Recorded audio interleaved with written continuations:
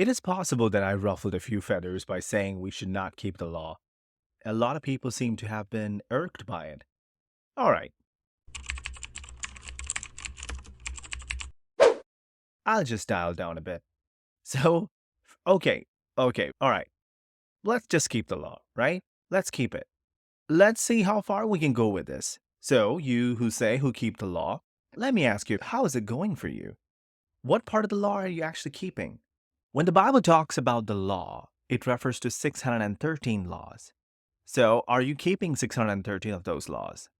Most of the Christians that I've seen who say that they keep the law, and I've never seen them not going anywhere on a Sabbath day. And you send emails on a Sabbath day. You do your work on a Sabbath day.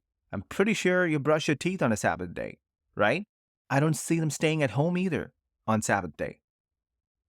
All those things, you do work on Saturday, so you're not keeping the Sabbath. Most of the Christians who say that they keep the law, they cherry pick the laws. If you're going to keep the law, you have to keep the entire 613 laws. You cannot cherry pick one. I think that's fair to say it. Because in James chapter 2 verse 10 it says, "For whoever keeps the law and yet stumbles at one point has become guilty of all." So that means if you're going to keep the law, you have to keep the whole law. A lot of people will say, "Oh no, Prince, I'm talking about the ceremonial laws we don't have to keep because Jesus fulfilled the ceremonial law and he did not fulfill the moral laws, and thus we need to keep the moral law." See, that's a problem here because throughout the New Testament, we don't see the law being divided into the ceremonial law or the moral law. It just says law, the law and the prophets. It includes the entire 613 of those laws. So when people say about the moral law, it usually refers to the Ten Commandments. They're saying we don't have to fulfill the 613 laws completely, but the Ten Commandments are pretty important for us. And that means if you keep those 10 commandments, then we're all good, right? That we have to keep those 10 commandments. Like I said earlier, there's one commandment: you shall honor the Sabbath, which most of you are not doing. So, with that, what does it mean? Oh, it's basically nine commandments, right? Anyways, to get to the point, is Paul talking about just the moral laws or the ceremonial laws, or was he talking about the entire law? So, in Romans chapter 7, verse 7, it says, "I would not have come to know the sin except through the law." And he's talking about law in general. He doesn't say moral law. "For I would have not known about coveting if law had not said, you shall not covet." See, that's the moral law. That's part of the Ten Commandments. So he's referring to the moral law and the ceremonial law when he says throughout the New Testament, it's plastered throughout the New Testament that we are not under the law. You see? So, okay, go ahead, keep the law, but make sure that you do the 613 because, if you stumble in one, then you're gone. Then you have stumbled in everything. All right. Don't forget about the clothing law where it's written that you cannot mix wool and nylon, I believe. Don't forget about many of the laws. I've never seen you asking, okay, is it wool combined with this?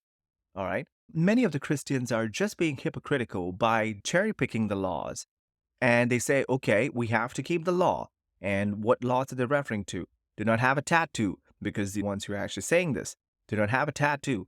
Then they're okay with the Sabbath law. A person, A. Phil, probably has 29 laws in his sleeve, and he might be saying, okay, we need to keep the 29 laws but he's trying his best in those 29 laws because he feels that he can do it. Then comes Mr. Joe. So Mr. Joe is keeping 35 laws and he looks down at Mr. Phil and he says, "Hey, come on. You are not keeping those 6 laws, and how dare you? God's wrath shall come upon you." Little do they know that Jesus has fulfilled the law. You cannot cherry pick what you want to do. If you're going to keep the law, you have to keep the entire 613, and good luck with it. So, if you're still not convinced that it is the law, the entire law which Paul was talking about, let's see. In 2 Corinthians chapter 3 verse 7, Paul makes a contrast between the ministry of life and the ministry of death.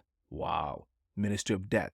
And we all know that he is calling the old covenant or the 613 laws, the laws as the ministry of death. So in verse 7, let's read. But if the ministry of death, in letters engraved on stones, came with glory, wait a minute. We know the ministry of death is actually referring to the 613 laws.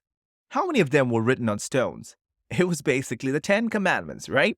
So, those who say that Paul is only talking about the ceremonial laws that we don't have to do, he's talking about the 10 commandments too.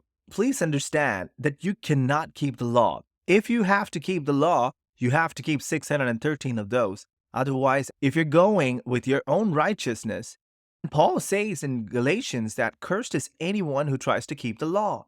So let's not fool ourselves and be a hypocrite by saying that we have to keep the entire law.